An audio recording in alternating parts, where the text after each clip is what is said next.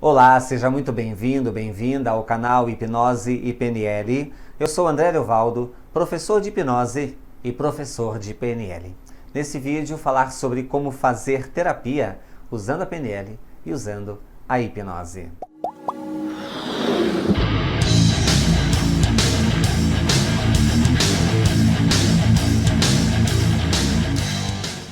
E se você ainda não se inscreveu no canal, inscreva-se, é rapidinho, você dá um clique e já fica inscrito, inscrita aqui conosco. Tanto a PNL quanto a hipnose, elas são ferramentas bastante eficazes para o uso terapêutico. Ambas aceleram muito o processo terapêutico. Quando nós estamos fazendo terapia, a primeira coisa que é essencial para todo e qualquer bom terapeuta é a presença. O que é presença na terapia?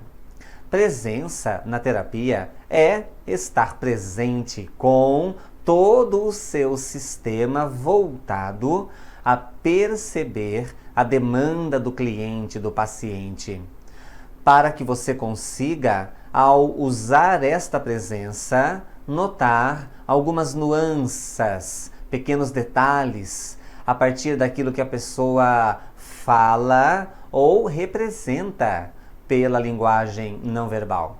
Então, a presença é o primeiro ponto e o mais importante em todo e qualquer procedimento terapêutico. É ela que faz a grande diferença. Você provavelmente já foi fazer terapia ou então passou com um médico e sentiu uma certa indiferença, um certo descaso. Infelizmente, é muito comum. Às vezes você vai fazer terapia, passando uma consulta com um médico, alguma coisa, e parece que aquela pessoa não está percebendo você. E é bastante desconfortável. Então, no processo terapêutico, quando você tem presença e com esta presença dá 100% de atenção para o seu cliente, você só com isto abre muito leque para que a demanda do cliente ela venha de uma forma ainda maior. E esta demanda, ou seja, as queixas, os pensamentos, os comentários, tudo aquilo que o cliente traz, através da percepção desta demanda, você consiga anotar, perceber e devolver estas informações para o próprio cliente, a fim de que ele comece a repensar. E algumas vezes, só isto basta. Só o fato de você estar presente, pegar aquelas informações e devolvê-las, às vezes só por si já basta. Porque muitas e muitas vezes o que a pessoa ela deseja é alguém para notá-la, para ouvi-la, alguém que dê atenção a esta pessoa.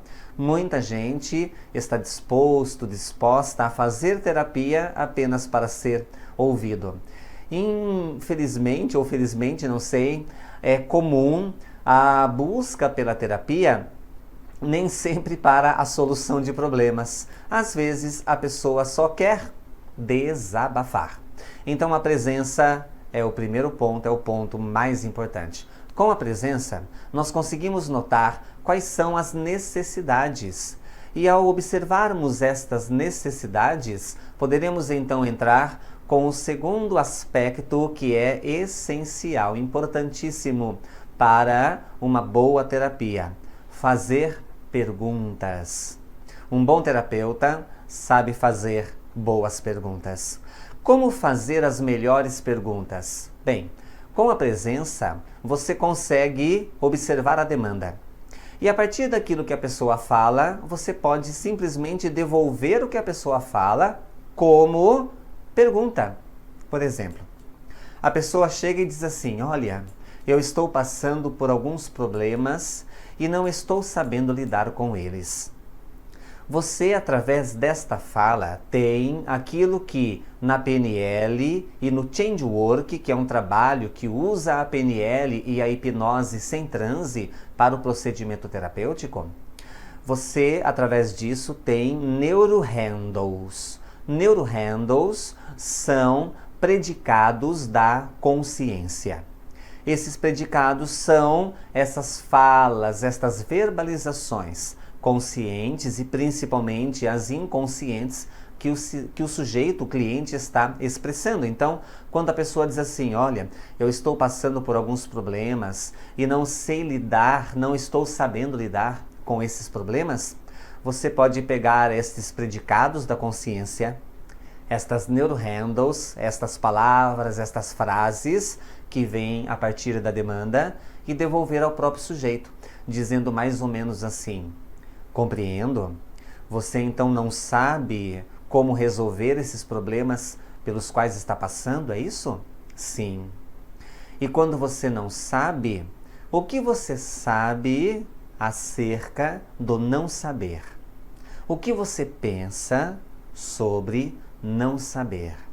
Quando você percebe que não sabe, talvez você perceba tudo aquilo que você sabe acerca do que você não sabe.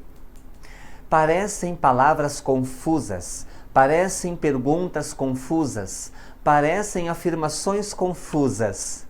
E a ideia é exatamente esta: criarmos confusões. Pois a confusão é uma das bases que nós usamos com a linguagem hipnótica. Criar confusões mentais faz com que a consciência se distraia. E quando a consciência se distrai, é mais fácil enviarmos comandos embutidos, diretos ou indiretos, para a mente inconsciente. E aí a pessoa, ela automaticamente começará a se questionar em relação a esta confusão e também em relação às informações que automaticamente brotam com estas e outras perguntas. Se a pessoa diz assim, eu me sinto muito ansioso, nós podemos repetir, compreendo? Você se sente muito ansioso, sim? Sim. E que tipo de ansiedade é esta ansiedade? São perguntas simples, onde nós extraímos da própria demanda e a devolvemos, mas perguntas que a pessoa não tem o hábito de se fazer. E quando fazemos estas perguntas e devolvemos com estas demandas, a pessoa imediatamente começa a se questionar. É assim que nós fazemos terapia usando padrões linguísticos de PNL e padrões linguísticos de hipnose para redirecionarmos, para alterarmos os estados da consciência e gerarmos diferenças. Sejam pequenas diferenças, sejam grandes diferenças. Então, presença e questionamento. Outra coisa que é essencial utilizarmos são metáforas, seja através de pequenas histórias ou simplesmente transformando sintomas, dúvidas, sentimentos ou sensações em formas metafóricas. Por exemplo, se a pessoa diz, olha, eu tenho um sentimento bastante desconfortável em relação aos meus pais.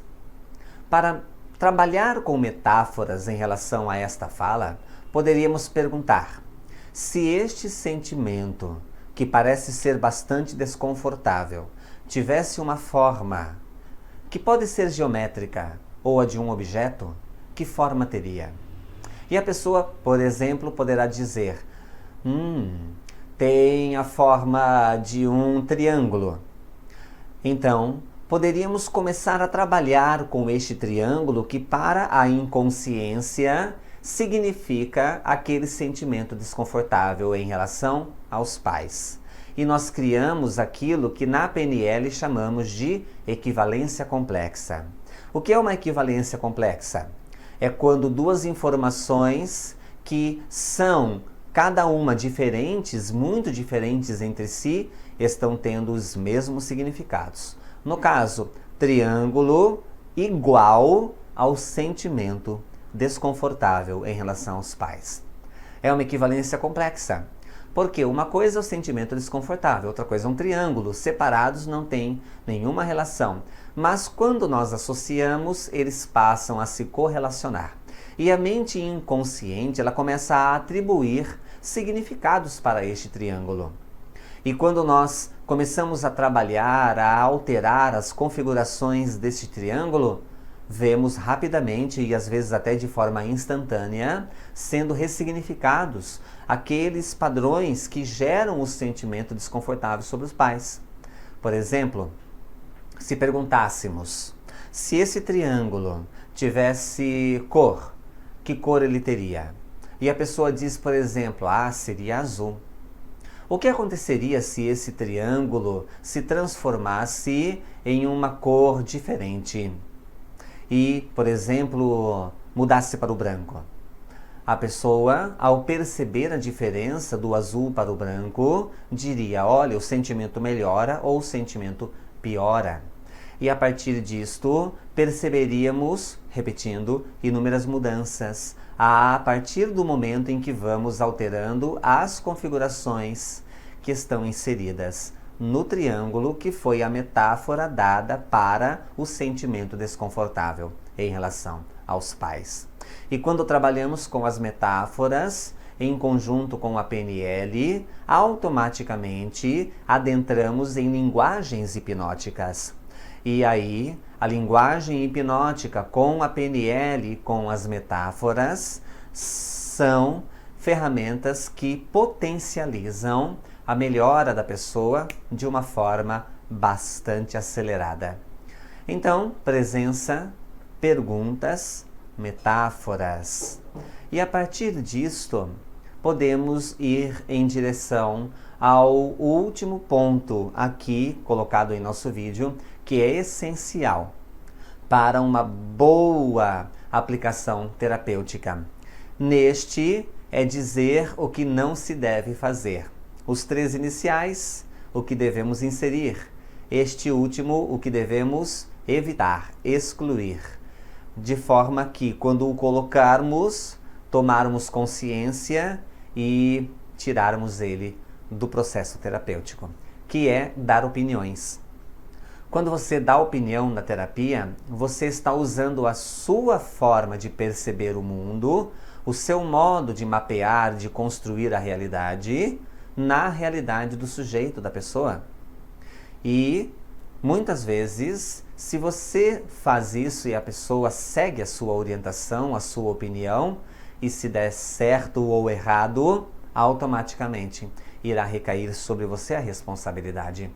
Então, nunca dar a sua opinião, mesmo que a pessoa peça. Sempre questionar. Se a pessoa pergunta, mas eu quero saber qual é a sua opinião. Qual é a sua opinião sobre isto?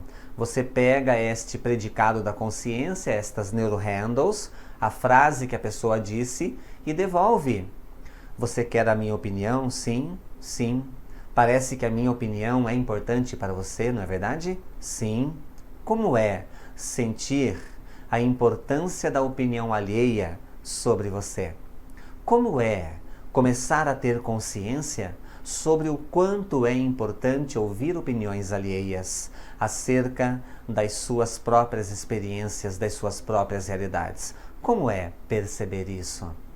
E aí você consegue distrair a consciência novamente e realinhar, redirecionando o seu processo terapêutico e encaminhando esse processo para uma experiência mais saudável e útil para o próprio sujeito.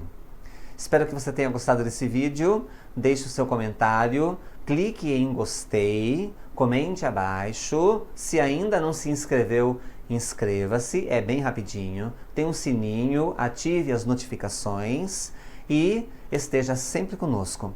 Muito obrigado pela sua presença, pela sua participação e da minha parte, sucesso, luz e paz. Valeu!